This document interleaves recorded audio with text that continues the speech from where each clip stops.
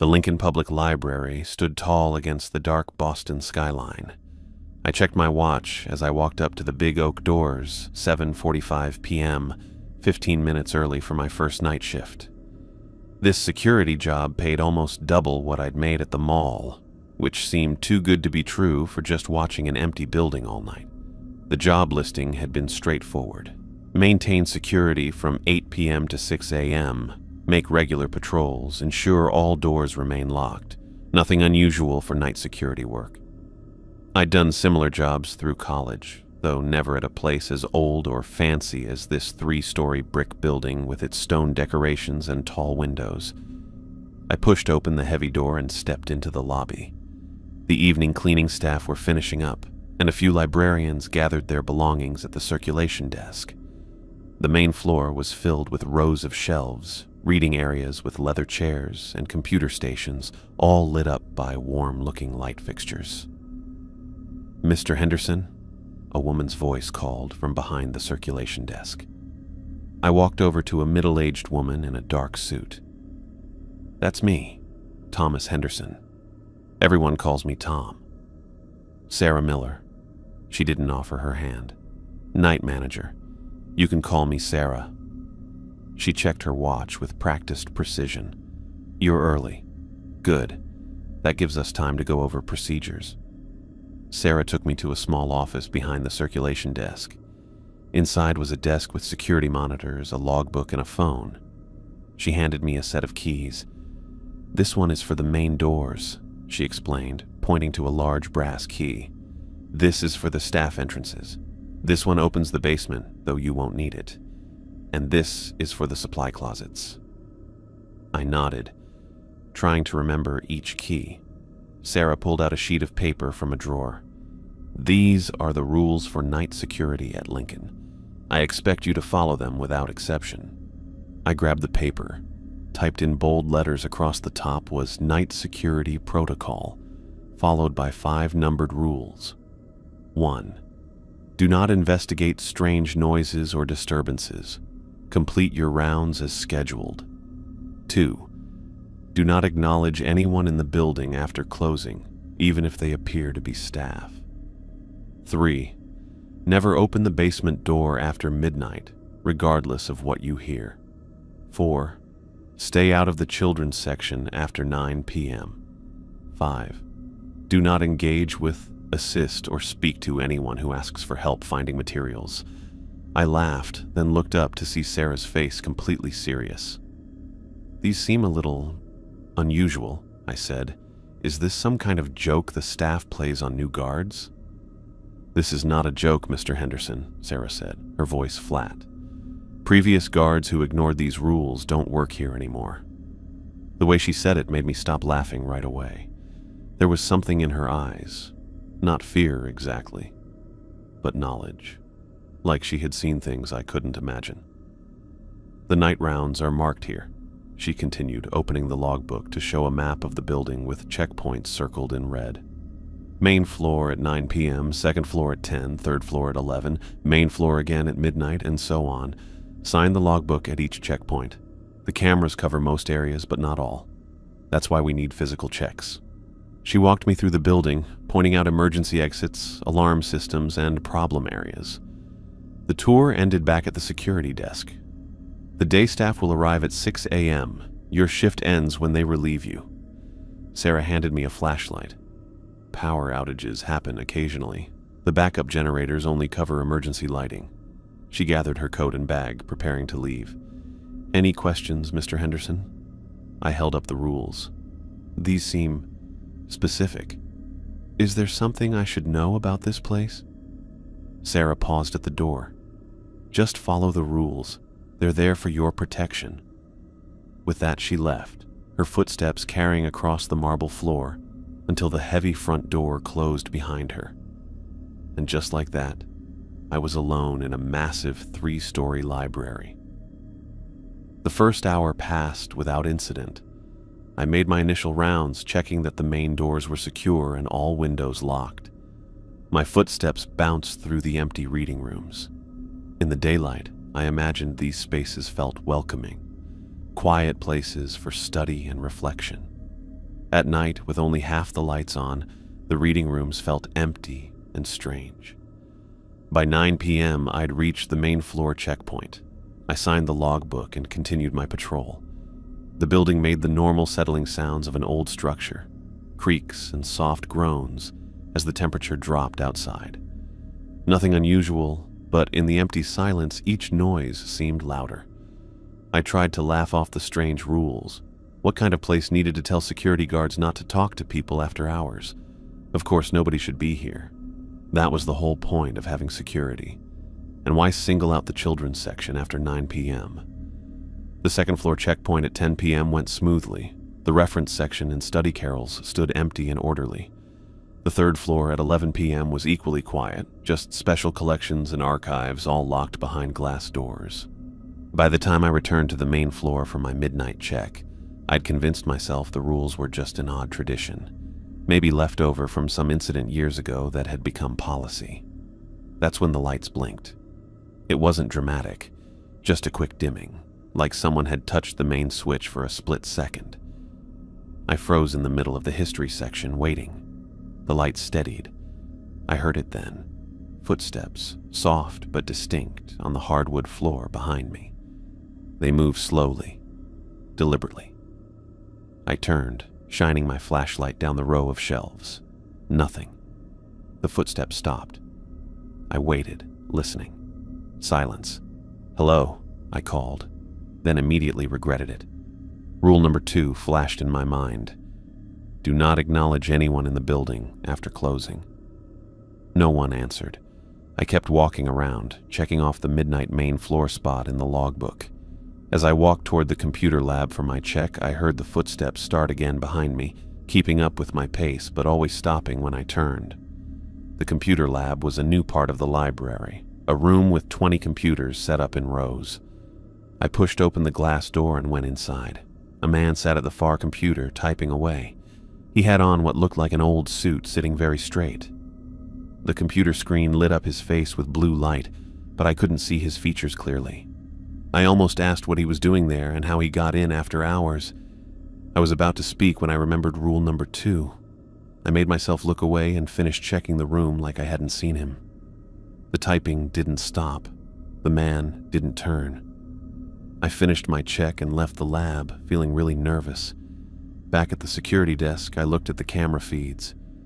The computer lab camera showed empty desks, no man typing, nobody at all. I rubbed my eyes. Maybe I was seeing things, just shadows in a new place. I decided to check the upper floors again, even though they weren't due for another hour. When I passed the children's section on my way to the stairs, I heard a giggle, like a kid playing hide and seek. I checked my watch. 12:40 a.m. Rule 4 popped into my head. Stay out of the children's section after 9 p.m. I kept walking, trying to ignore the quiet laughter that followed me all the way to the stairs. The upper floors were quiet and empty. When I got back to the main level around 1:30 a.m., I thought I'd make some coffee in the staff room. That's when I heard it, scratching, quiet but steady, coming from the basement door at the back of the building. I went closer slowly, coffee forgotten. The scratching got louder as I got closer, starting to sound like fingernails dragging inside the wood. I remembered rule 3. Never open the basement door after midnight, no matter what you hear. The scratching stopped suddenly, replaced by a soft thump, like something heavy leaning against the door. I backed up, going back to the security desk where I could watch the door on camera. The basement camera showed only a dark stairwell with nothing moving. The rest of the night was tense. I did my rounds without thinking much, staying away from the children's section, ignoring the occasional footsteps that seemed to follow me, and keeping far from the basement door where the scratching started up again now and then. Around 5 a.m., with dawn coming and my shift almost over, I made my final round of the main floor. The library was quiet now. No footsteps, no scratching, no giggling. I started to feel a bit better. Maybe it was just my imagination running wild because of those strange rules in the empty building. I turned a corner into the fiction section and froze. A small girl stood in the middle of the aisle, maybe 8 or 9 years old, wearing an old-fashioned dress with a white collar. Her dark hair was in neat braids. "Can you help me find a book?" she asked, her voice sweet and clear in the silence. I opened my mouth, then closed it, remembering Rule 5. Do not engage with, assist, or speak to anyone who asks for help finding materials. The girl stepped closer, tilting her head. "Please? I've been looking all night." I took a step back, shaking my head slightly. She smiled then, a wide, stretching smile that went too far across her face, showing too many teeth. I backed away, keeping my eyes on her until I reached the end of the row, then turned and walked quickly toward the security desk. When I looked at the security monitors, the fiction section appeared empty. By the time the morning staff arrived at 6 a.m., I sat at the security desk, exhausted and shaken. Sarah was among the first to enter, giving me a knowing look as she approached. "How was your first night, Mr. Henderson?" she asked. I handed her the logbook with my signed checkpoints. "Fine," I lied. "Quiet." She looked at my face. "You followed the rules, I take it?" That's when it hit me. Every single rule had been tested during my first night. The footsteps, the man in the computer lab, the basement door, the children's section after 9 p.m., the little girl asking for help. "Yes," I said finally. "I followed the rules." Sarah nodded, looking relieved. "Good, that's good. We'll see you tonight then?" It wasn't really a question. I nodded anyway. The pay was too good to walk away from. Besides, I'd survived one night already. How bad could the second night be? I had been working at the Lincoln Public Library for 1 week, and I already knew I wasn't going crazy. After the first night, I'd told myself the strange occurrences were just my imagination, but 5 more shifts had confirmed everything was real. Too real. I sat at my kitchen table, pen above the journal I'd bought just for this purpose. Starting from my first night, I wrote down every weird thing that happened. The footsteps that followed me, but disappeared when I turned around. The man typing in the computer lab who wasn't on camera footage. The giggling in the children's section after 9 p.m. and the scratching from behind the basement door. That last one bothered me the most. I pressed the pen harder as I described it. The voices sounded really upset. Not like the little girl with her creepy smile or the stiff man at the computer. The basement voices begged for help. They called out in panic. Whatever was down there sounded human and afraid. My phone alarm interrupted my writing. Time to get ready for the evening shift. I closed the journal and put it in my backpack. No way I'd leave this where someone might find it. They'd think I needed serious help. When I arrived at the library just before 8 p.m., I saw Emily, the day librarian, still at the front desk. She looked up from her computer and waved me over. "Tom, how's it going with the night shifts? You look like you haven't slept in days." I thought about the dark circles under my eyes that greeted me in the mirror each morning. "Just adjusting to the schedule," I lied. "Night shifts take some getting used to." Emily tilted her head, concern crossing her face. "Listen, I'm heading out, but do you want to grab coffee tomorrow?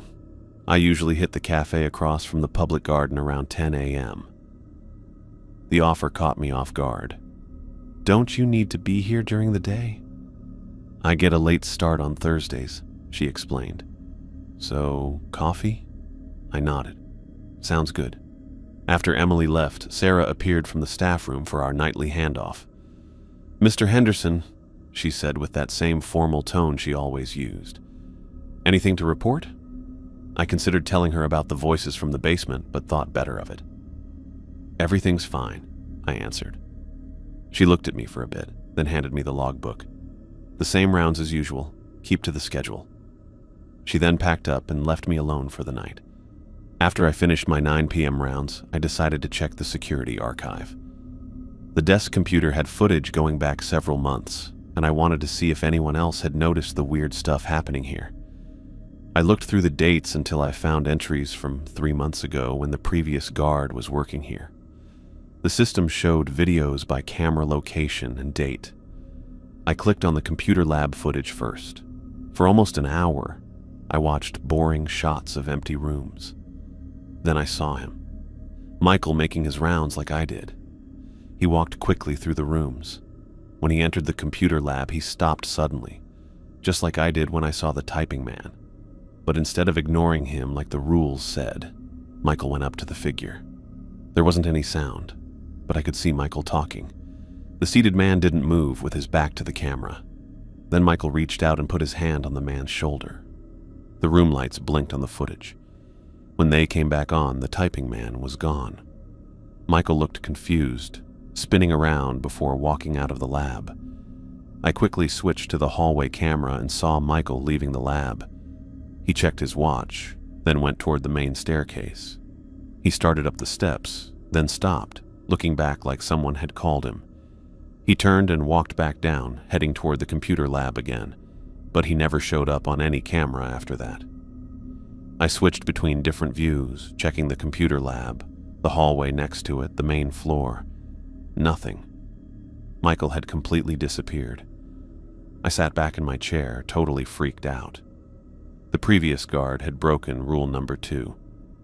Do not acknowledge anyone in the building after closing, and he had disappeared because of it.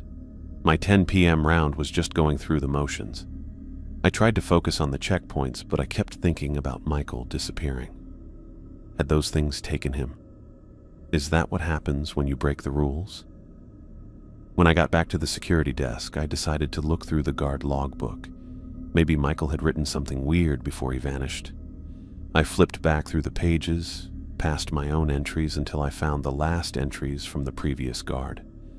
The last entry just said, 11 p.m. round complete. Nothing after that. No hint of trouble, no final message. I was so focused on the logbook that I almost missed it, all the lights getting dimmer throughout the building. I looked up just as every light on the main floor went out, leaving the library completely dark. I grabbed for my flashlight and turned it on. The light showed only a small path ahead of me. This wasn't like the short flicker from my first night. This was a total blackout. The backup generator should have started automatically, but nothing happened. I grabbed my radio from the desk. "This is Henderson. We've got a power outage. Is this affecting the whole building?" No response came back, just static. I tried again with the same result. A loud click came from the back of the building, the distinct sound of a lock turning. I moved my flashlight in that direction, lighting up rows of bookshelves, but nothing else. That's when I heard it, the basement door unlocking itself. I moved my flashlight across the security monitors, but they were all dark now. I was truly alone with whatever was in the library. I took a deep breath and began moving through the main floor, keeping my back to the wall. The narrow beam of my flashlight barely cut through the darkness. I needed to check the circuit breakers in the utility room near the staff entrance. As I moved past the fiction section, I heard something large move in the darkness just beyond my light's reach. A heavy sliding sound, like furniture being moved, followed by the soft pad of footsteps. I kept my flashlight pointed ahead, remembering rule number 2. Don't acknowledge anyone. Don't look. Don't engage. The footsteps circled around me, getting closer, then backing away. I quickened my pace toward the utility room. The air turned cold suddenly, cold enough that my breath fogged in front of my face. I heard whispering coming from multiple directions, not the childish giggling from before, but urgent, overlapping voices too quiet to make out the words. I was halfway to the utility room when I saw her. The little girl stood at the end of a row of shelves, her silhouette visible in my flashlight beam. This time, she wasn't smiling. Her expression was serious, almost adult-like. "You can't ignore us forever," she said, her voice deeper than before, like an adult woman speaking through a child's body. "We've been patient." I kept walking, pretending I hadn't seen or heard her. "The others thought ignoring us would work too," she continued, her voice following me, though I didn't look back. Michael thought that at first. Then he got curious. I reached the utility room door and fumbled with the keys, trying to find the right one by touch. "We're always here, Thomas," she said, using my name for the first time. "Always watching." I got the door open and slipped inside, pulling it closed behind me. My hand shook as I pointed the flashlight at the breaker panel. Several switches had flipped. I reset them one by one, and the emergency lights blinked back on, giving the building a dim light. I leaned against the wall, catching my breath. The little girl's words played over in my mind. They knew my name. Had I told any of them my name? I couldn't remember doing so. When I felt better, I opened the door and looked out. The hallway was empty now. I did a quick check of the main floor and saw that the basement door was closed and locked again. The rest of the night was quiet except for some footsteps here and there, and once, a cold hand that brushed against my shoulder during my final check at 5 a.m. When morning came and the lights went back to normal, I did a last check of the building. That's when I saw it, a bloody handprint on the wood of the checkout desk. The red really stood out against the dark surface. Fingers spread wide like someone had slammed their hand down while running past. I backed away, almost tripping over a chair. Should I clean it before the day staff arrived? As I looked around for cleaning supplies, Emily walked through the front door. "Good morning," she called cheerfully. "Still on for coffee later?" I turned back to show her the handprint, but it was gone. The desk surface gleamed clean in the morning light. "Tom, you okay? You look like you've seen a ghost." Emily set her bag down on the now clean desk. "I'm fine," I managed. "And yes, coffee sounds good. I have some questions about the library's history, if you don't mind." "I love library history talk." Emily smiled. "It's a date then." I grabbed my things and headed for the exit. I was still tired from the night. I pushed open the front door and looked back at the circulation desk where Emily was starting her day. For a second, I thought I saw a shadow standing behind her, tall and really still. I blinked, and it was gone. The daylight hit my face as I stepped outside, much brighter than the library's dim interior. I needed sleep before meeting Emily, but more than that, I needed answers. Why was this happening? What exactly were these entities? And what had happened to Michael? Maybe Emily could fill in some of the historical blanks. Until then, I'd keep documenting everything and following the rules, because now I knew what happened when you didn't. The cafe across from the Boston Public Garden was busy with the mid-morning rush when I arrived. I spotted Emily at a corner table with 2 coffee cups already waiting. "I got you a regular coffee," she said as I sat down. "Wasn't sure how you take it." "Black is perfect," I said, wrapping my hands around the warm cup. Despite getting a few hours of sleep, exhaustion clung to me like a second skin. Emily studied my face. "Night shift's really doing a number on you, huh?" I nodded, taking a sip of coffee. "It's an adjustment. Actually, I was hoping you could tell me more about the library. I like knowing the history of places I work." "Sure.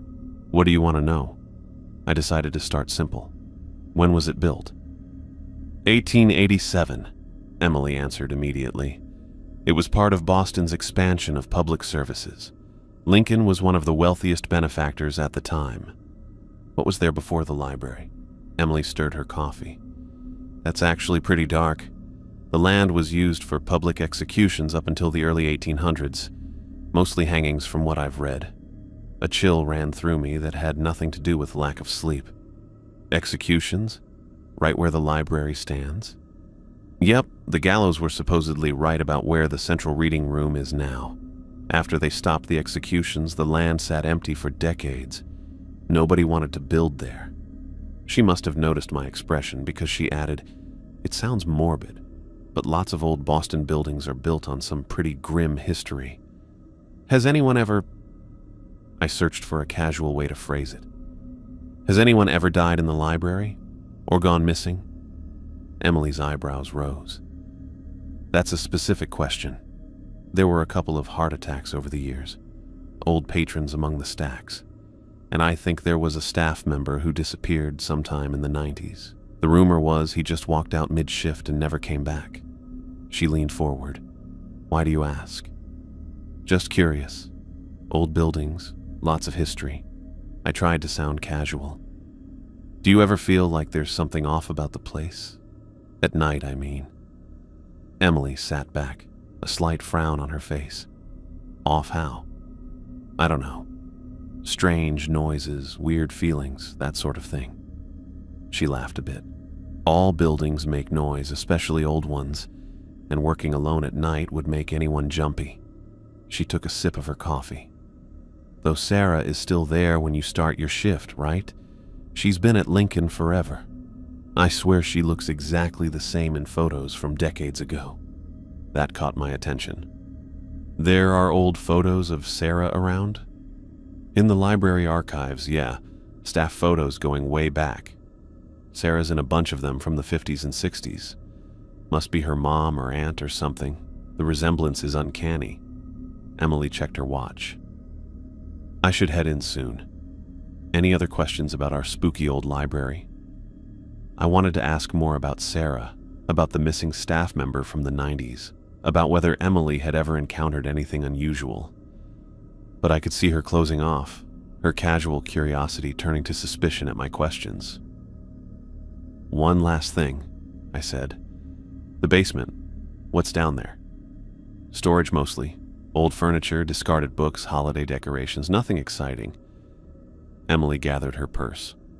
Why? Need to go down there for your rounds?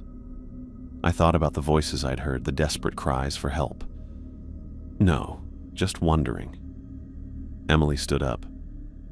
Well, this was nice. We should do it again sometime when you're less interested in ghost stories and more interested in getting to know your coworkers. Her tone was light but pointed. Sorry, I said quickly. It's the weird hours messing with me. I'd like to do this again. Her expression softened. Get some sleep, Tom. The library's just a building. Nothing to lose sleep over. As I watched Emily walk away, I couldn't help but think how wrong she was. The Lincoln Public Library was far more than just a building, and whatever it contained had already claimed at least one life that I knew of, and possibly it was coming for mine next. 2 weeks passed since my coffee meeting with Emily, and the library's nightly visitors had become my unwelcome routine. I'd started keeping detailed notes of each encounter, where they appeared, what they did, how they tested the rules. The typed man in the computer lab showed up like clockwork around midnight. The scratching at the basement door grew more insistent around 2 a.m. The child's laughter from the children's section could be heard, sometimes close, sometimes distant. But it was the knowledge that the previous guard had disappeared that kept me from sleeping soundly during daylight hours. I needed to know more about the library, about its history, about others who might have vanished like Michael. The Massachusetts Historical Society occupied a brownstone building in Back Bay. Its reading room smelled like old paper and wood polish. I approached the main desk where a gray-haired man sorted through a stack of folders. "Excuse me," I said. "I'm looking for information on the Lincoln Public Library, specifically any incidents or accidents that might have happened there." The man looked up at me through reading glasses. "Public records request? Or personal interest?" "Personal. I work there." He nodded. "I'm Robert Parker, head archivist. Lincoln's an interesting place. Let me see what we have." Robert took me to a research table and went into the stacks. He came back with several boxes and file folders. "This is what we've got on Lincoln. Newspaper clippings, public records, some personal accounts." He set them down with a small thud. "Any specific time period you're interested in? I want to know if people have gone missing there." Robert paused, tilted his head slightly. "Interesting question. Let's start with this." He pulled out a folder labeled Lincoln Library Incidents. The first article dated back to 1903. A librarian named Edward Simmons had vanished during his evening shift. The police report noted that his hat and coat remained at his desk, but he was nowhere to be found.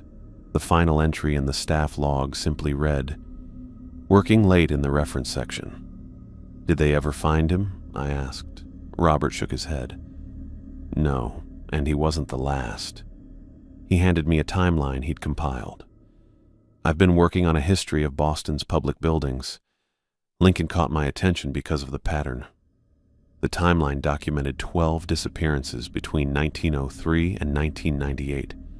3 night guards, 4 librarians, 5 patrons who had stayed after hours or been locked in accidentally. All of these people vanished without a trace. Not a single one was ever found, Robert confirmed.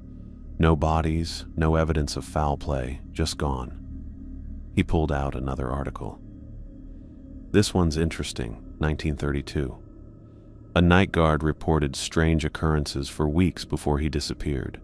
His journal was found, but not him. My heart beat faster. His journal. Is it here? No. Property of the library last I checked. Robert studied my face. You seem very invested in this. I chose my words carefully. The building has an unusual atmosphere at night. I'm curious about its history. The land was used for public executions before the library was built, Robert said. Some believe that leaves a mark on a place.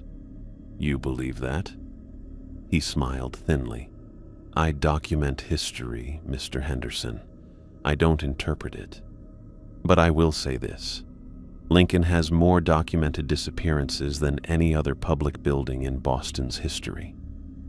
I thanked Robert and spent the rest of the afternoon photographing articles and making notes. Each disappearance followed a pattern: night hours, staff or patrons alone, no signs of struggle. The most recent was William Carson, a guard who vanished in 1998. His last log entry, something scratching at the basement door. When I arrived at the library for my shift that evening, I had an hour before Sarah would leave me alone for the night. I needed to use that time to search for the journal Robert had mentioned. Going somewhere? Sarah asked as I walked past the circulation desk. Just checking the building before my rounds, I replied. She watched me with that knowing look I'd come to expect. The encyclopedia section hasn't been used in days, no need to patrol there yet. I nodded and walked away, wondering if her comment was a hint or a warning. The encyclopedia section was in a quiet corner of the main floor, old books arranged on floor-to-ceiling shelves. Nobody consulted printed encyclopedias anymore. They sat untouched, gathering dust. I ran my fingers along the shelves, looking for anything unusual. Near the back wall, I noticed a small gap between the shelving unit and the wall. When I pushed on it, the shelf moved slightly. Behind it was a plain door with no markings. I tried each key on my ring until one clicked in the lock. The door swung open, showing a small room lined with filing cabinets. Dust covered everything, except for a narrow path of footprints that led to the center cabinet. I followed the path and pulled open the middle drawer. Inside were folders labeled by year, going back to the library's opening. I grabbed the folder from 1932, the year Robert had mentioned a guard's journal was found. The folder contained maintenance records, staff logs, and a typed note. Personal effects of Jacob Miller, night guard, found abandoned at security desk, April 14, 1932. Journal placed in historical records. I checked the next drawer and found a section labeled Staff Records, Historical. Inside was a leather-bound book with J. Miller stamped on the cover. Footsteps approached the open door. I stuffed the journal into my jacket and quickly closed the drawers. Sarah stood in the doorway. Find what you were looking for? Just exploring, I said, getting to know the building better. That's sensible, she replied. Knowledge is protection, but some doors are better left closed. She stepped aside. It's almost 8. I'll be leaving soon. Once Sarah was gone, I finished my first round quickly, then went back to the security desk to look at Jacob's journal. The pages were yellowed, the handwriting cramped but readable. The first entries were boring. Building temperatures, maintenance requests, notes about visitors. Then, 3 weeks in, saw a man in the reference section tonight, didn't respond when I called out. When I approached, he vanished. Reported to head librarian, who says this is not unusual. The entries grew increasingly strange. The man appeared again, this time at the card catalog. I watched him for an hour. He never moved, just stood with his back to me. Mr. Williams says to leave him be. Voices from the basement again. They sound like children, but there are no children here at night. We'll investigate tomorrow. Mr. Williams says never to open the basement door after dark. Says it's for my own safety. The man spoke to me tonight. Asked my name. When I told him, he smiled. Never seen teeth like that on a human face. The final entry was short. They know me now. They come every night. Mr. Williams says I've broken the rules. Says I've let them in. Nothing after that. Just blank pages. Jacob Miller had disappeared the next day, according to Robert's records. My rounds continued through the night. Each time I passed the children's section, the giggling grew louder. The man in the computer lab seemed to watch me, even though he never turned around. The scratching at the basement door sounded like multiple hands now, accompanied by muffled voices calling names I couldn't quite make out. Around 2 a.m., I spotted David mopping the main floor. He worked carefully, backing away from the children's section. There was still visible dirt on the floor there. Need some help? I asked, approaching him. David jumped, nearly dropping his mop. Christ, man, don't sneak up on people in this place. Sorry, just noticed you're skipping the children's area. David's face hardened. That's right. And you should too, especially after 9. Why's that? He looked around nervously. You know why. You've been here long enough. David leaned closer, lowering his voice. You've seen them, haven't you? The directness of his question caught me off guard. Seen who? Don't play dumb. The ones who come at night. The ones we pretend aren't there. I looked at his face. David had worked here for years, according to Emily. He'd survived this long, which meant he knew something. The man in the computer lab, I said finally. The little girl. The voices from the basement. David nodded, looking relieved. So you have seen them, and you're still here, which means you're following the rules. He glanced at my hair. So far, anyway. What are they? Why are they here? He went back to mopping, moving us away from the children's section. They're collectors, he said quietly. They take people who acknowledge them, break a rule, and you become part of this place. Not right away, but eventually. Like Michael, the previous guard. David winced. Yeah, like Michael. Like William before him. Like all 12 of them since this place opened. The rules, I said. They've changed over time, haven't they? Jacob's journal from 1932 mentions different instructions. David looked surprised. You found Jacob's journal? Where? Records room behind the encyclopedias. Huh, didn't know about that one. He wrung out his mop. Yeah, the rules change. Every time someone vanishes, we learn something new. Trial and error, you might say. Paid for in blood. Tell me about them, the entities. David sighed, leaning on his mop handle. The man in the computer lab? He was the first. A librarian back in 1903 when the place first opened. Technology was different then. Card catalogs instead of computers. But he's always been about the same thing. Information, progress. He takes the curious ones. And the basement? That's older than the building. Much older. Remember what this land was used for before? Executions, I said, thinking of what Robert and Emily had told me. That's right. Public hangings. All that fear and violence soaks into a place. David shuddered. Whatever's down there feeds on fear. It mimics voices, calls for help. Makes you want to rescue someone. But there's no one to rescue, not anymore. What about the little girl? She's the worst of them. Looks harmless, but she's not. She's the stories. All the dark things people find in books. The thoughts they don't want to admit having. She asks for help finding a book. But what she really wants is to find you. To add you to her collection. The lights blinked suddenly, plunging us into darkness for a second before returning, dimmer than before. David's face went pale. They're listening. They always are. He gathered his cleaning supplies quickly. Word of advice? Never tell them your name. Names have power. Once they know who you are, really know you, that's when they can take you. But why do they want people? What happens to the ones who vanish? Don't know. Don't want to know. David backed away. Just follow the rules. That's all any of us can do.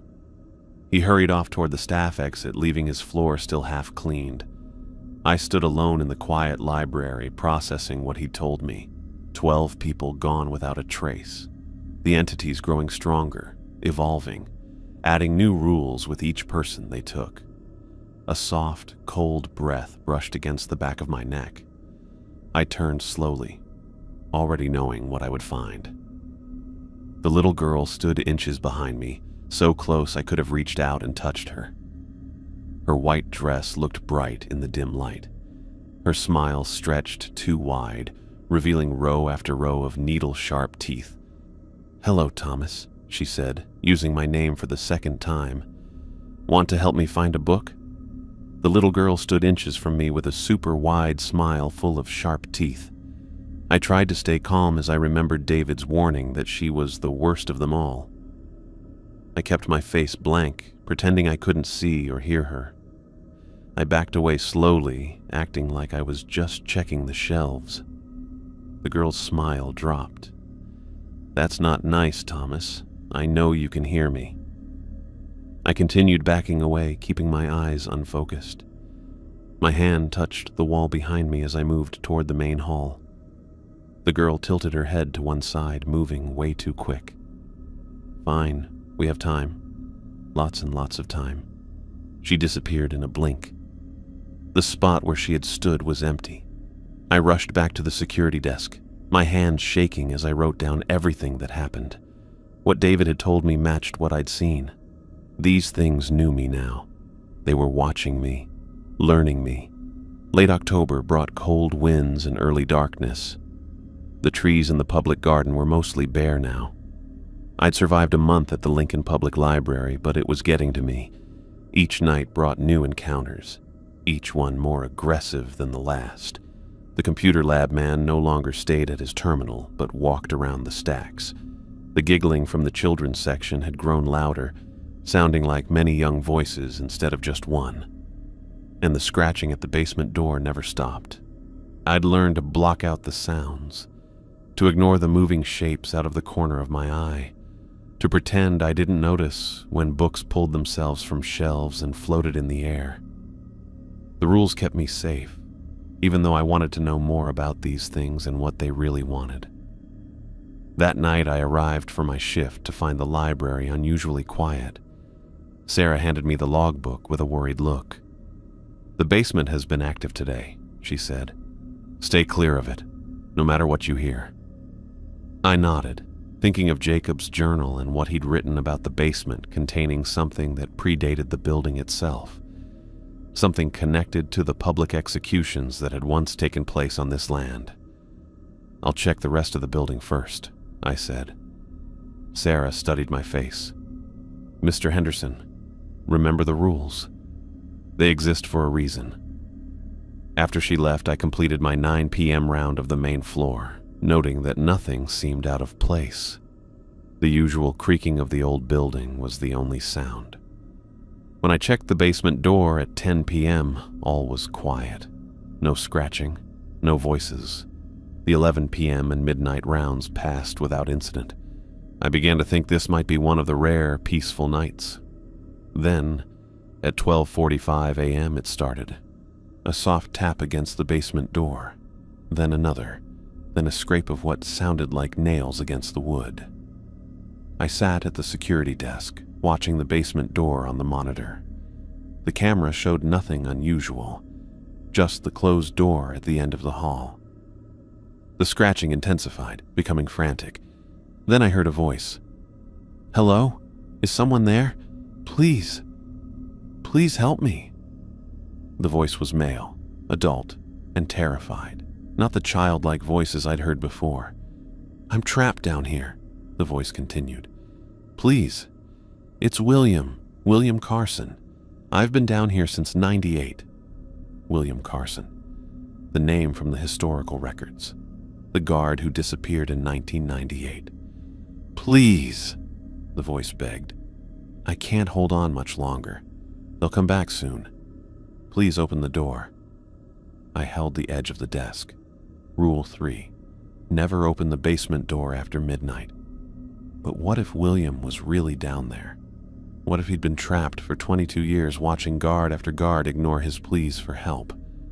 "I'm dying," the voice cracked. "Please. I know you can hear me. Just open the door. Let me out before they come back." I tried to focus on my rounds, checking each floor methodically, but when I returned to the main level, the voice had grown more desperate. "They're coming back. Oh God, they're coming back. Please, please." A loud thud hit the door, making it shudder in its frame. Then another. The hinges creaked under the pressure. "Help me!" William's voice screamed, raw with terror. "For God's sake, help me!" I grabbed my flashlight and ran to the basement door. The wood vibrated under my palm as I placed my hand against it. The voice on the other side sobbed. "Please," it whispered. "I'm so scared. I've been alone in the dark for so long." I thought of Michael, the previous guard. Had he heard these same pleas? Had he opened this door and been taken because of it? But what if it really was William? What kind of person would I be if I left him to suffer? The logical part of my brain screamed at me to walk away, to follow the rules, to survive. But I couldn't. I couldn't leave someone in pain when I had the power to help. My hand shook as I took out my keys. Everything went quiet as I slid the key into the lock. "I'm coming," I said, breaking Rule 2 by acknowledging the voice. "Stand back from the door." The scratching stopped. The sobs quieted. I turned the key and pulled the door open a few inches. It was completely dark. No sound, no movement, no sign of William or anyone else. I pushed the door open wider. "William?" Nothing, just silence and darkness so dark that my flashlight didn't help much. Something wasn't right. I felt like I'd made a terrible mistake. I started to back away, to close the door. That's when I saw them. Long, thin fingers wrapping around the edge of the door. Very white, with joints that bent in weird ways. The nails were black and curved like claws. I slammed the door shut as hard as I could. A weird cry came from the other side. Not human, not animal, but something in between. I turned the key, locking whatever it was on the other side. The fingers were still caught in the door, moving and scratching against the wood. Black liquid dripped from where the door had crushed them, making a puddle on the floor at my feet. It smelled like copper and rot. I backed away, watching in horror as the fingers moved, trying to pull free. More black liquid leaked from under the door, spreading across the floor. The weird crying continued, going up and down in a strange way. The lights in the hallway blinked, then got dim. I turned and ran toward the stairs. I needed to get away from whatever was stuck in that door. As I reached the second floor, I saw him. The computer lab man stood at the end of the hallway, blocking my path. Usually he kept his back to me, but now he faced me directly. For the first time I could see his eyes. They caught the dim emergency lighting and looked like an animal's. Yellow-green circles in the darkness. I froze.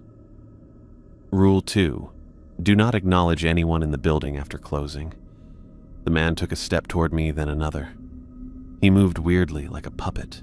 His eyes never blinked. I had nowhere to go. Behind me, the inhuman crying continued from the basement. Ahead of me, the computer lab man walked toward me with his strange walk. I closed my eyes. If I couldn't see him, I couldn't acknowledge him. If I couldn't acknowledge him, he couldn't harm me. That was how the rules worked. With my eyes still closed, I walked forward, directly toward where he stood. It was freezing cold as I passed through where he should have been. The air felt like ice water in my lungs. My skin felt very cold. For a moment, I heard whispers. Lots of voices saying things I couldn't understand. Then I was through. Trying to catch my breath on the other side, I opened my eyes. The hallway behind me was empty. The computer lab man was gone.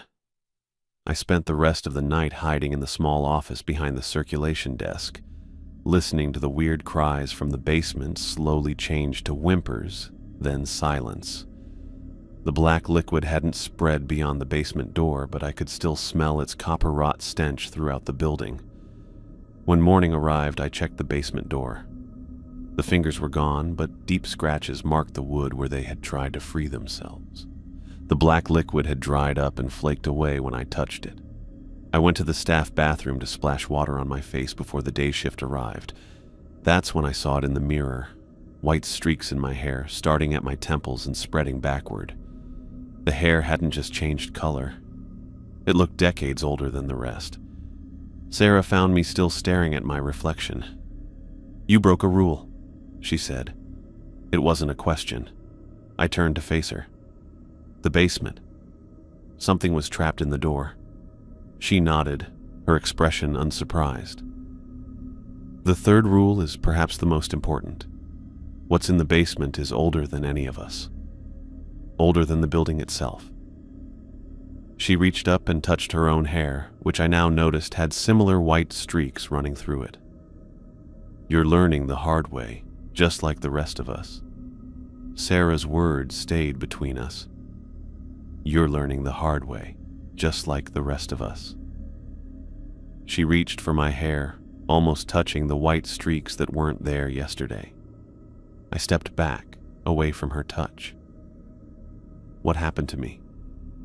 The same thing that happened to me. Sarah turned to leave the bathroom. "Complete your shift, Mr. Henderson. We'll talk another time." 6 weeks had passed since I started working at the Lincoln Public Library. 6 weeks of nightly encounters with entities that shouldn't exist. 6 weeks of following rules designed to keep me alive. The white streaks in my hair had become more pronounced since the night I opened the basement door. A permanent reminder of my mistake. I'd gotten used to seeing them in the mirror each morning. I'd spent the weeks researching everything I could about the library's history. The Historical Society had yielded some information, but not enough. I needed more. Tonight, I arrived early for my shift. The autumn evening had already darkened the sky, bringing early shadows to the library's grand exterior. Inside, the regular patrons were gathering their belongings, preparing to leave before closing. "You're early," Sarah noted from behind the circulation desk. "Wanted to get settled in," I replied. She looked at me with that same knowing expression she always wore, like she could see right through my excuses. "Be careful with your curiosity, Mr. Henderson. It's a valuable trait, until it isn't." Once Sarah left and the building emptied, I began my rounds. The library felt different tonight, quieter somehow. The usual creaks and settling sounds were muted. Even the entities seemed to be holding their breath. After completing my 9 p.m. check, I returned to the security desk. I'd been sitting at this desk for weeks now, monitoring cameras, recording my observations, tracking the entities' movements. But tonight, I looked at the desk itself with new eyes. It was an old piece of furniture, heavy oak with deep drawers on either side. The kind of desk that had been built to last centuries. The surface was worn smooth from decades of use, small scratches and stains marking its history. I ran my fingers along the underside of the desktop. The wood felt uneven in spots, with subtle ridges that didn't match the craftsmanship of the rest of the piece. I pushed against one section that seemed slightly different from the rest. A small click, then silence. I pushed again, harder this time. The wood gave way, sliding back to reveal a hidden compartment I never would have noticed if I hadn't been looking for it. Inside the narrow space was a leather journal, similar to Jacob's but smaller, with no name stamped on the cover. Next to it lay a small metal box. I pulled out both items and placed them on the desk. The journal's leather was cracked with age, its pages yellowed and brittle. The metal box was rusted at the corners but still intact. The first entry in the journal was dated April 20th, 1932, a week after Jacob Miller had disappeared according to the historical records.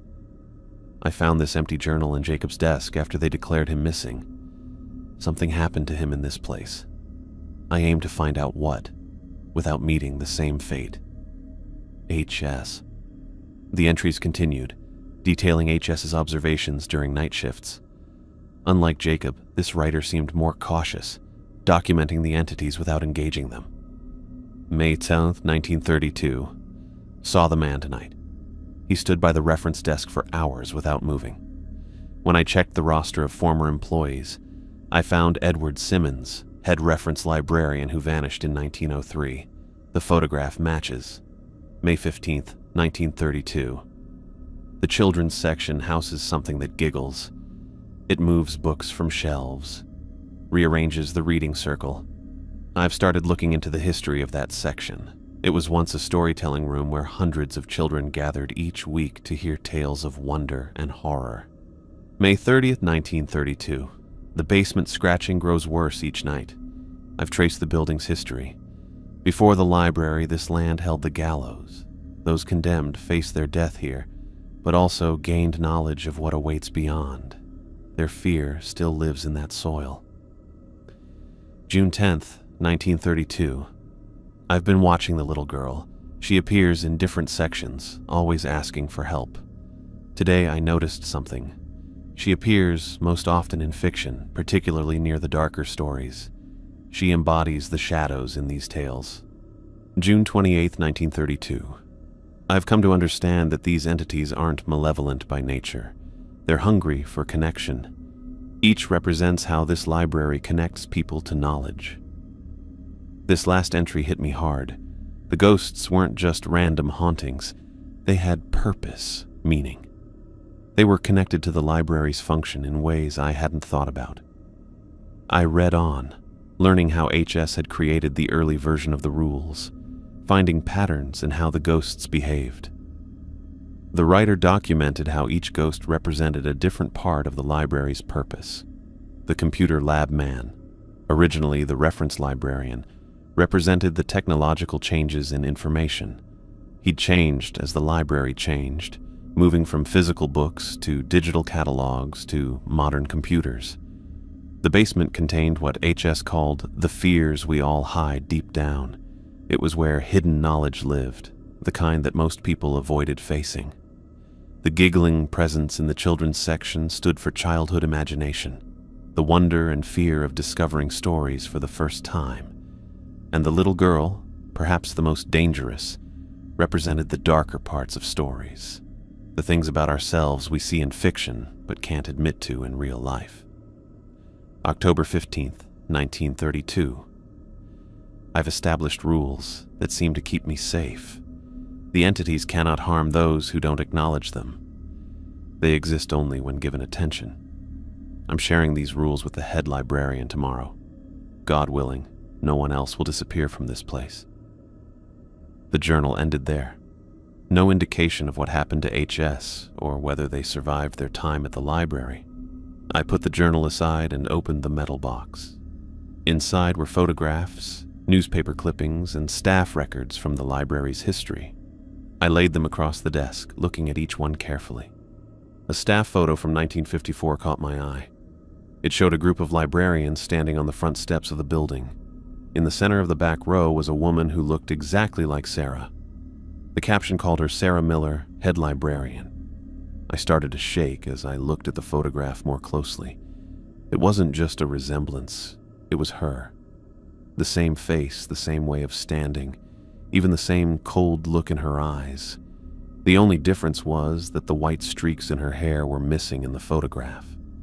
I looked through the box and found more photos. Sarah was in staff pictures from 1960, 1972, and 1989, always looking exactly the same, never getting older. The last item in the box was a newspaper clipping from 1952 with the headline, "Local Librarian Hospitalized After Late-Night Incident." The article said that Sarah Miller had been found unconscious in the library after working late. She had gotten better, but wouldn't talk about what had happened. 1952, 2 years before the staff photo where she already looked exactly as she did today, 70 years later. I sat back, trying to make sense of it all. Sarah hadn't just worked here long. She'd worked here for at least 70 years without aging. And according to the newspaper, something had happened to her in 1952. The pieces clicked together. The white streaks in her hair, just like mine. The way she made sure everyone followed the rules. The comment she'd made after seeing my hair. "You're learning the hard way, just like the rest of us." Sarah had broken a rule, just as I had. I put everything back in the hidden compartment except the 1954 staff photo, which I slipped into my pocket. I did my nighttime rounds on autopilot, my mind racing with questions. The entities showed up as usual. The giggling from the children's section, the man in the computer lab, the scratching at the basement door. But now I saw them differently, understanding their connections to the library itself. When dawn came and the front door opened, I was waiting. Sarah walked in, looking as neat as always in her dark suit. She stopped when she saw my face. "Good morning, Mr. Henderson. Is everything all right?" I pulled out the photograph and held it up. "How long have you worked here, Sarah? Really?" She closed the door behind her, shutting out the early morning light. Her eyes moved from the photograph to my face. "Where did you find that?" "Hidden compartment in the security desk. There's a journal there too, from someone who worked here after Jacob disappeared. It says a lot about the entities, about what they really are." Sarah looked tired suddenly, more than just end-of-shift fatigue. She placed her bag on the circulation desk. "We should talk in my office." I followed her to the small room behind the circulation desk. Sarah's office seemed frozen in time. The desk was vintage, the telephone rotary, the filing cabinets metal instead of plastic. She sat behind her desk and gestured for me to take the chair opposite her. "I broke Rule 5 in 1952, she said without preamble. "A young woman asked me to help her find materials on local history. It was after hours. I knew the rules, but she seemed so lost. So human." Sarah's gaze drifted to the photograph I'd placed on her desk. "They took part of me, but I survived. Now I make sure others don't make the same mistakes." "What happened to you?" I asked. "The entities exist beyond our understanding of time. They took my future, my aging, my natural progression through life.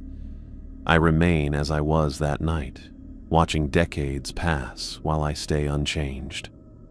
Her fingers brushed against the white streaks in her hair. "These appeared immediately, just like yours did, a marker of their touch.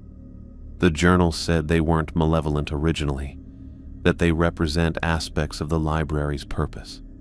Sarah nodded. "Yes, but they've changed. Each time someone breaks a rule and knows about them, they get stronger, more independent, more hungry." She leaned forward. "When this library was first built, the rules weren't needed. These things were just part of the building's character. They weren't dangerous back then. But people's fear gave them power. What people believed turned them into something dangerous. So the rules don't just protect us from them?" I asked. "The rules protect everyone," Sarah replied. "Every time an entity successfully takes someone, it grows more powerful, more separate from its original purpose. If enough rules are broken, enough people taken, the entities could eventually extend their reach beyond these walls." Her words hit me hard. I thought of Michael, the previous guard who had vanished after touching the computer lab man, of Jacob, who had documented his experiences until he disappeared, of William, whose voice still called from the basement. "How many people know about this?" I asked. "Very few. Most who discover the truth either leave immediately or become part of the library." Sarah's expression softened slightly. "Those of us who remain marked but free carry the responsibility to maintain the balance." "Is that why you've stayed all these years? To protect people?" "Someone must. I made a choice in 1952 that altered my existence forever. I can't undo that, but I can prevent others from making worse mistakes." She picked up the photograph, studying her unchanged face. "The entities allowed me to survive because I serve a purpose. I enforce the rules. I maintain order. But I broke a rule, I said, touching the white in my hair. I opened the basement door. Yes, and you'll carry that mark forever, but you stopped before they could take all of you. Sarah handed the photograph back to me. You have a choice now, Mr. Henderson. You can walk away from this place, live your life with a few white hairs and occasional nightmares, or you can stay and help maintain the balance. What happens if the balance fails? Sarah looked at her office window as the morning got brighter. Then the hunger inside those things could get out beyond these walls. The rules don't just protect us, Thomas. They protect everyone. 3 months had passed since Sarah revealed her true nature to me. 3 months of learning how the entities behave, writing down what they do, and looking into the history of the Lincoln Public Library. I now understood why the white streaks in my hair never went away. They showed I had touched something weird that most people don't understand. I came in for my shift like normal, nodding to Emily as she packed up to leave. The library had just closed to the public, and the last people were walking out the front doors. "Another quiet day," Emily said, pulling on her coat. "Though we had a power flicker this afternoon, computers went down for about 10 seconds. "Probably just the weather," I said, glancing at the cloudy night sky through the windows. "They're calling for storms tonight." Emily looked at me with that mixture of concern and curiosity she'd worn since my hair had changed. She never asked about it directly, but I could tell she wondered. "Sarah's in her office," she said, heading for the door. "Take care tonight, Tom." I watched her leave, then made my way to Sarah's office. Sarah sat at her desk, sorting through paperwork. The room was filled with items from different decades: a rotary phone from the 50s, a modern computer, and really old filing cabinets. "Good evening, Mr. Henderson," she said without looking up. "Evening." I leaned against the door frame. "Everything normal today?" Sarah paused, her pen hovering over a form. "The power fluctuation is concerning. The entities have never affected external systems before." Since our conversation 3 months ago, Sarah had become more open about the library's secrets. She'd shown me records dating back to the building's construction, explained the true nature of each entity, and helped me understand the rules that kept us safe. "I'll keep an eye on things," I said. Sarah nodded, then checked her watch. "It's time for me to leave. Call if anything unusual happens." After she left, I began my rounds.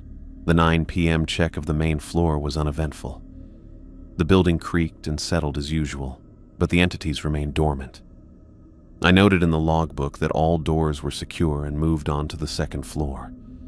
At 9:48 p.m., I was checking the reference section when the lights blinked. Not unusual in an old building, but I felt a chill run down my back. I checked my watch. The entities typically didn't become active until after midnight. Their patterns had been consistent for months. I continued my round, more alert now. When I reached the computer lab, I noticed something odd. All the monitors were on, glowing blue in the dim light, even though they had been shut down for the night. I stayed in the doorway, not entering the room.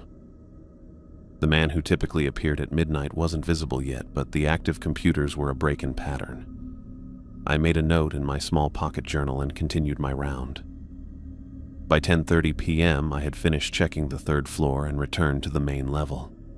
Everything seemed normal, but the nervous feeling wouldn't go away. I sat at the security desk and reviewed the camera feeds. Nothing out of place. At 11:17 p.m., the power went out completely. I waited for the backup generator to kick in, but only the emergency exit signs lit up with a red glow. Through the windows, I could see that the entire street was dark. This wasn't just the library. The whole neighborhood had lost power. I grabbed my flashlight and radio, trying the second channel. "Security to Sarah, do you copy?" Static answered me. I clicked to the facilities channel. "Security to maintenance. Generator status?" More static. I pulled out Jacob's journal and the notes I'd collected over the past months. Something wasn't right. The entities had never affected systems outside the building before. Sarah's concern about the earlier power fluctuation now seemed right on the money. A soft giggle came from the children's section, hours before its usual time. My flashlight shined in the darkness as I turned toward the sound. Nothing there, but the giggling continued, growing louder, joined by other kids' voices. I backed away, keeping to the main aisle. The rules had protected me for months. Don't investigate strange noises. Don't acknowledge anyone in the building after closing. Never open the basement door after midnight. Stay out of the children's section after 9 p.m. And don't engage with anyone asking for help finding materials. But tonight felt different. The rules assumed the entities would follow their own patterns. A loud crack rang through the building. I pointed my flashlight toward the sound and saw the basement door moving in its frame.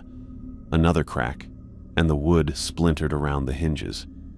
I backed toward the security desk. The basement entity had never tried to break through before. It had always just scratched and called, trying to lure security guards into opening the door. The monitors in the security office turned on even though the power was out. Each screen showed the computer lab man standing behind a terminal, looking directly at the camera. Not one image of him, but 12 identical figures on 12 different screens. He had never appeared in multiple places before. The basement door blew outward with a final crack, wood splinters flying across the hall. Darkness flowed from the opening, thick and heavy. It spread across the floor. My flashlight couldn't light up the darkness. I backed up the main aisle, trying to keep away from both the basement entity and the children's section, where the giggling had become a chorus of laughter. Something cold brushed against my ankle. I looked down to see the darkness from the basement moving around my feet, climbing up my legs. I kicked at it, but my foot passed through with only the feeling of biting cold. Thomas. The voice came from the center aisle ahead of me. I raised my flashlight to see the little girl walking slowly toward me. Her white dress caught the red emergency lighting, her black hair hanging loose around her shoulders. Her face was different tonight, less human, the features sharper, the smile wider than any human mouth could stretch. "We're tired of the rules," she said, her voice resonating with others behind it, like a crowd speaking through one small body. "We've been patient. We've played the game, but now we're hungry." I kept backing away, remembering what Sarah had told me about the entities growing stronger each time someone broke a rule. Each mistake fed them, made them more powerful, more independent from their original purpose. "You can't ignore us anymore," the girl continued, her steps measured, unhurried. "We know you now, Thomas Henderson. We know your fears, your thoughts. We've been watching you study us. Did you think we weren't studying you too?" The darkness from the basement had spread throughout the main floor now, stretching up the walls. The giggling from the children's section had gotten louder and louder. On the security monitors, the 12 identical librarians started moving together, stepping away from their computers. I needed a plan. The entities had never teamed up like this before. They'd never broken their own rules. Jacob's journal, HS's notes, the building's history. I suddenly remembered something I'd read in the archives. The library had been built with protections, symbols built into the architecture itself. The original builders had known about the land's dark past and had added safety measures, the fire alarms. HS had written about a protection system connected to the original alarm network. I ran to the nearest alarm and pulled it. Nothing happened. No sound. No sprinklers. The power outage must have affected it too. The little girl laughed, her voice cutting through all the giggles and whispers that now filled the building. "Your tools won't work tonight," she said. "We've grown beyond your rules, beyond your protections." I thought frantically. The original system wouldn't have relied solely on electricity. Old buildings had mechanical backups, systems that worked on water pressure or springs. I ran toward the staff area, toward the original part of the building. The little girl followed, her pace never changing, yet somehow she never fell behind. The darkness from the basement flowed with me, around me, trying to trip me. In the old service corridor, I found what I was looking for: a red metal box mounted on the wall, labeled Fire Alarm 1887. It looked like it hadn't been used in decades, covered in dust and cobwebs. I smashed the glass with my flashlight and pulled the lever inside. A deep, mechanical gonging sound spread through the building. Nothing like the modern electric alarms. This was a massive bell, the sound rumbling through the walls themselves. The little girl stopped, her unnaturally wide smile dropping. I ran to the next alarm box at the end of the corridor and pulled it too. Another gonging joined the first, the sounds overlapping, creating a pattern. The darkness around my feet backed away slightly. I remembered the floor plans I'd studied in the archives. There were 5 original alarm stations arranged in a specific pattern throughout the building. I needed to activate all of them. The third alarm was at the base of the main staircase. As I ran toward it, I saw the darkness pulling back from the walls, revealing something I'd never noticed before. Symbols carved into the wood paneling, now glowing with a faint blue light. Very old symbols of protection that had been hidden under layers of paint and time. I pulled the third alarm. The gonging grew louder, more insistent. The little girl was no longer following me. Instead, she stood in the center of the main floor, her head tilted as if listening. The giggling from the children's section had changed to whimpers. The fourth alarm was on the second floor. I took the stairs 2 at a time, the darkness trying to grab at my ankles but backing away from the growing blue light that now pulsed from the symbols on the walls. When I reached the fourth alarm and pulled it, the building seemed to shake with the overlapping bells. The symbols glowed brighter, forming lines of light that connected across walls and floors, creating a network of protection throughout the building. The computer lab man appeared at the end of the hallway, but he couldn't approach. The lines of blue light formed a barrier he couldn't cross. I had 1 more alarm to pull. The 5th was in the archives room. I ran down the hallway, the blue light growing stronger with each step. The archives room door was locked, but I had the keys. My hands shook as I tried to find the right one. Behind me, I heard the little girl's voice, sounding strained now. "Stop." I got the door open and rushed inside. The archives room housed the library's oldest and most valuable documents. In the center of the room stood a glass case containing the original deed to the property. The 5th alarm box was mounted on the wall behind the case. I pulled it, and the final gong joined the others, creating a resonance that made my teeth vibrate. The blue light from the symbols flared, bright enough to light up the entire building, but it wasn't enough. I could feel the entities regrouping, pushing against the barriers of light. The little girl's voice carried throughout the building. "This won't hold us. We've grown too strong." I remembered what HS had written in their journal. The entities were connected to the building through its history, its purpose. The deed in the glass case represented the original binding of the land to its new purpose as a library. It was the physical link between the entities and the building. I smashed the glass case with a paperweight from the curator's desk. The alarms kept ringing as I lifted the very old document from the broken case. The paper was yellowed with age, the ink faded but still readable.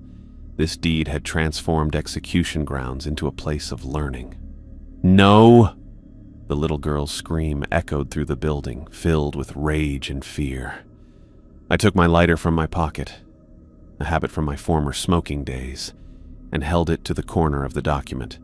The paper caught immediately, flames burning up the dry parchment. The effect was instant. The darkness pulled back completely toward the basement. The giggling stopped. The computer lab man disappeared from all monitors. The little girl's scream cut off suddenly, as the deed burned to ash in my hands. The blue light from the symbols pulsed once more, then faded. The gonging of the alarm slowed, then stopped. The emergency lights blinked, and then the main power came back on, with normal lighting throughout the building. I stood in the archives room, surrounded by broken glass and ashes, exhausted, but alive. The clock on the wall read 5:47 a.m. Dawn was coming. I made my way back to the main floor. Everything looked normal. Books on shelves, furniture in place. The basement door hung broken on its hinges, but beyond it I saw only ordinary darkness, not the strange blackness from before. The front doors opened, and Sarah walked in. She stopped when she saw me, looking at my messy appearance and the ashes on my hands. Her eyes moved to the basement door, then back to me. "You've reset the balance," she said simply. "The rules will work again, for now." I nodded, too tired for questions. "The deed?" she asked. "Burned." She closed her eyes briefly. "That was the right choice. The connection has been severed temporarily. It will reform, of course. These buildings always do. But you've bought us time." I looked around at the library, now quiet in the morning light. "What happens now?" "Now you make your choice," Sarah said. "You can walk away, live your life, or you can stay and join those of us who maintain the balance." I understood the choice before me. I could leave this place with its dangers, try to forget what I'd seen.